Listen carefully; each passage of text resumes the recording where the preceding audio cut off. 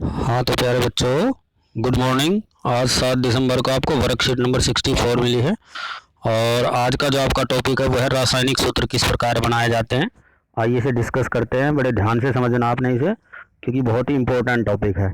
तो किसी भी यौगिक का अगर रासायनिक सूत्र आप लिखते हो तो उसमें जो जो पदार्थ मिले हैं उन सभी का पहले आपको सूत्र पता होना चाहिए, उनका प्रतीक पता होना चाहिए। जैसे सोडियम का Na, हाइड्रोजन का H, तो आपको ये पहले पता होना चाहिए। दूसरी चीज़, आपको यौगिक का सूत्र लिखते समय उसकी संयोजकता पता होना चाहिए। तो आपको दो चीज़ें पता होना चाहिए, एक प्रतीक और एक संयोजकता। तो दोनों यहाँ पर लिखी हुई है, आप देख सकते हो। दो चीज़ें अगर आपको पता है तो आप किसी भी यौगिक का सूत्र आसानी से बना सकते हो। सूत्र बनाने के लिए आपको करना क्या पड़ेगा, सबसे पहले आप उनका प्रतीक लिखोगे। जैसे हाइड्रोजन का H आपने लिखा, सल्फर का आपने S लिख दिया, तो दोनों के आपने प्रतीक लिख दिए। फिर उसके नीचे उनकी संयोजकता लिखनी है। जैसे हाइड्रोजन के नीचे उसकी संयोजकता 1 लिखी है और सल्फर के नीचे उसकी संयोजकता 2 लिखी है।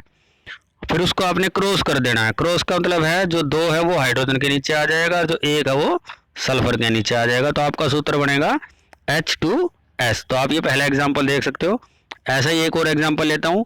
हाइड्रोजन और क्लोरीन दो चीज़ों से मिलकर एक यौगिक बना है, तो हाइड्रोजन का सूत्र H है और क्लोरीन का जो प्रतीक है वो Cl है।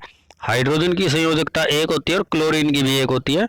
तो फिर आपस में क्रॉस कर देंगे। क्रॉस का मतलब क्या है, हाइड्रोजन के नीचे ये 1 लिखना है और क्लोरीन के नीचे जो हाइड्रोजन के नीचे 1 था वो लिखना है। तो दोनों के नीचे 1 ही है तो इसमें तो कोई दिक्कत है ही नहीं, HCl आ जाएगा। तो इस प्रकार आप सूत्र बनाओगे यौगिक का। एक और एग्जाम्पल लेते हैं हम, मैग्नीशियम और क्लोरीन का, जो आपका चौथे नंबर पे दे रखा है। तो मैग्नीशियम का जो प्रतीक है वो Mg है और क्लोरीन का Cl है। Mg की जो संयोजकता है वो 2 है और क्लोरीन की संयोजकता 1 है। तो आपने फिर क्रॉस कर दिया, एक मैग्नीशियम को इंडिकेट करेगा और क्लोरीन के नीचे फिर आपने 2 लिखना है बाद में सूत्र बनने के बाद। तो आपका सूत्र क्या हो जाएगा, क्योंकि Mg इस क्लोरीन वाले एक को प्रदर्शित करेगा, तो Mg को आपने सिर्फ अकेला ही लिखना है। और Cl के नीचे ये जो Mg के नीचे 2 था वो चला जाएगा, क्योंकि क्रॉस हो जाता है एक दूसरे के नीचे, तो Cl2। तो आपका मैग्नीशियम क्लोराइड का सूत्र MgCl2 बना है। तो ये आपको किसी भी यौगिक का रासायनिक सूत्र लिखने के जो पॉइंट्स हैं जो मैंने अभी समझाया वो यहाँ पर लिखे हुए हैं। कि सबसे पहले आप उनके प्रतीक लिखोगे, प्रतीक के नीचे उसकी संयोजकता लिखोगे, संयोजकता लिखने के बाद दोनों को आप क्रॉस कर दोगे और क्रॉस करने के बाद उनका सूत्र आ जाएगा। तो आप किसी का भी देख सकते हो। देखिए, कार्बन के नीचे 4 उसकी संयोजकता है, ऑक्सीजन के नीचे 2 उसकी संयोजकता है, दोनों को क्रॉस कर दिया तो C2O4 बन गया। देखिए, इसको ध्यान से समझिए, C2O4। अब इसको रेशो को सिंपल करोगे, अनुपात को, तो 2 एकम 2 होता है, 2 दूनी 4। तो आपका सूत्र क्या आ गया, CO2। और ये कार्बन डाइऑक्साइड का सूत्र है। तो आप इस प्रकार किसी भी चीज़ का सूत्र बना सकते हो, किसी भी यौगिक का। और दूसरा होता है आयनिक यौगिक। आयनिक यौगिक का अर्थ क्या है, इसमें आपको आवेश कितना है वो प्लस या माइनस भी साथ में लिखना है। तो देखिए, जो सोडियम है उसकी संयोजकता 1 है, Na लिख के आपने 1 लिख दिया, तो इसको प्लस लिख सकते हो आप, Na के नीचे 1 प्लस। और उसके बाद है कार्बोनेट। कार्बोनेट का जो प्रतीक है वो CO3 है और CO3 की जो संयोजकता वो है 2। तो अब आप इसको क्रॉस करोगे तो क्या होगा, Na2 और CO3।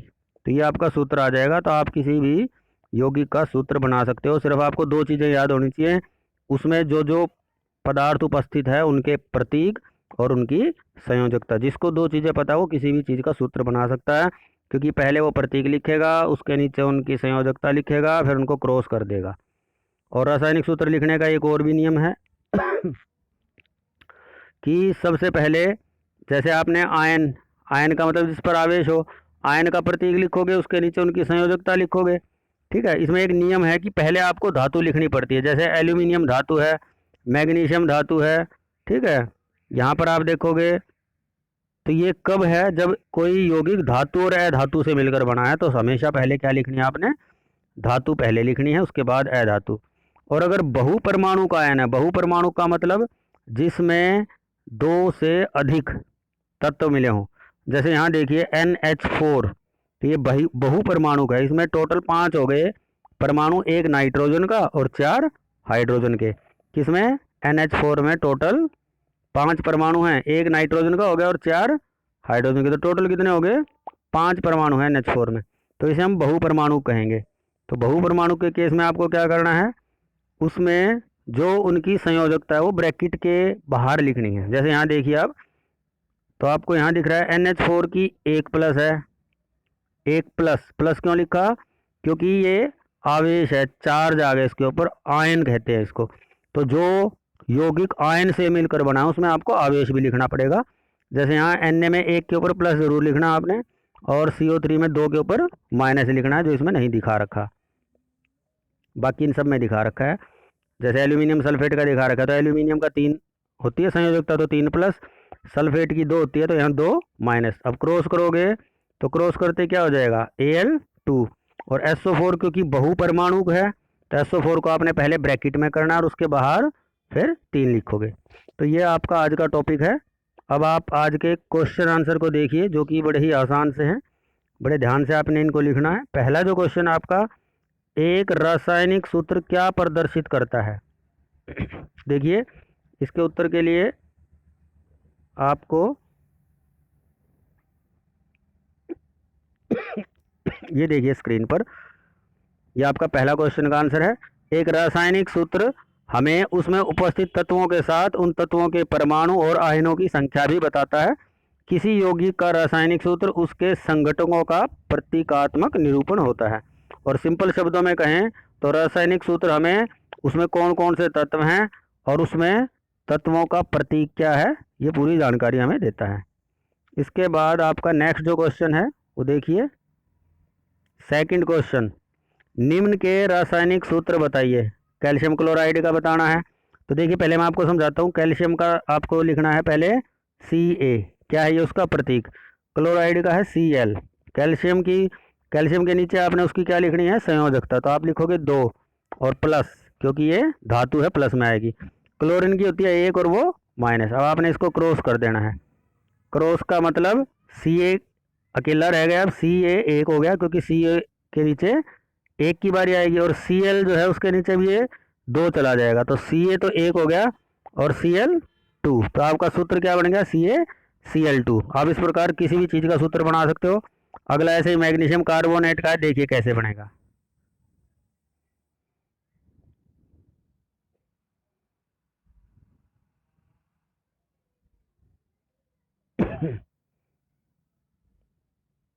ये देखिए, ये है आपका मैग्नीशियम कार्बोनेट का। तो मैग्नीशियम का आपने Mg लिखा और कार्बोनेट का CO3। मैग्नीशियम के नीचे 2 प्लस, उसका क्या है ये संयोजकता, कार्बोनेट की 2 माइनस है। अब आपने क्रॉस कर दिया तो Mg2 और CO3, क्योंकि कैसा हो गया, बहुपरमाणु हो गया, तो आपने उसको ब्रैकेट में करके उसके बाहर भी 2 कर दिया। लेकिन जब दोनों ही एक बराबर हैं तो दोनों एक दूसरे को कैंसिल कर देंगे और आपका क्या आ जाएगा उसका सूत्र, यौगिक का MgCO3। इसके बाद आपका अगला है एल्यूमिनियम क्लोराइड का। देखिए अब एल्यूमिनियम क्लोराइड का कैसे बनेगा।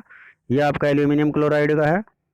एल्यूमिनियम क्लोराइड में एल्यूमिनियम का Al है और क्लोरीन का Cl है। एल्यूमिनियम की 3 प्लस संयोजकता है, Cl की 1 माइनस। तो आपने क्रॉस कर दिया तो Al के नीचे अब 1 आएगा तो अकेला, और Cl के नीचे क्या आएगा ये वाला 3, तो Cl3। तो ये आपका इसका सूत्र बन गया।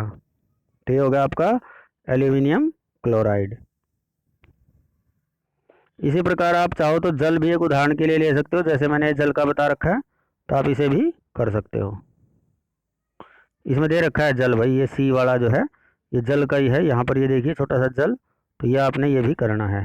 तो जल के लिए फिर से चलो मैं बताता हूँ, मैंने शुरू में ही बताया था। जल में 2 चीज़ें होती हैं, हाइड्रोजन और ऑक्सीजन। तो हाइड्रोजन का सूत्र H है और ऑक्सीजन का O है। हाइड्रोजन की संयोजकता 1 है और ऑक्सीजन की 2 है। तो क्रॉस करोगे तो हाइड्रोजन के नीचे भी ये 2 लिखोगे तो H2 और O अकेला, तो ये आपका सूत्र बन गया H2O। तो ये आपके हो गए दूसरे क्वेश्चन के पार्ट्स। अब आइए तीसरे क्वेश्चन पे, निम्न तत्वों से बनने वाले रसायनों के सूत्र लिखिए। तो आपको इसमें यह बताना है कि नाइट्रोजन और ऑक्सीजन से मिलकर क्या बनता है, नाइट्रोजन और हाइड्रोजन से मिलकर क्या बनता है, कैल्शियम और ऑक्सीजन से मिलकर क्या बनता है। तो देखिए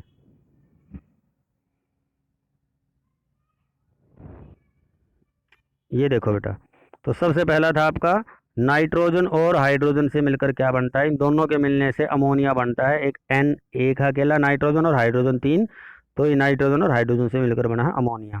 इसके बाद नंबर 2 पे है नाइट्रोजन व ऑक्सीजन मिलकर क्या बनाते हैं? तो नाइट्रोजन और ऑक्सीजन मिलकर टोटल 3 चीज़ें बनाते हैं।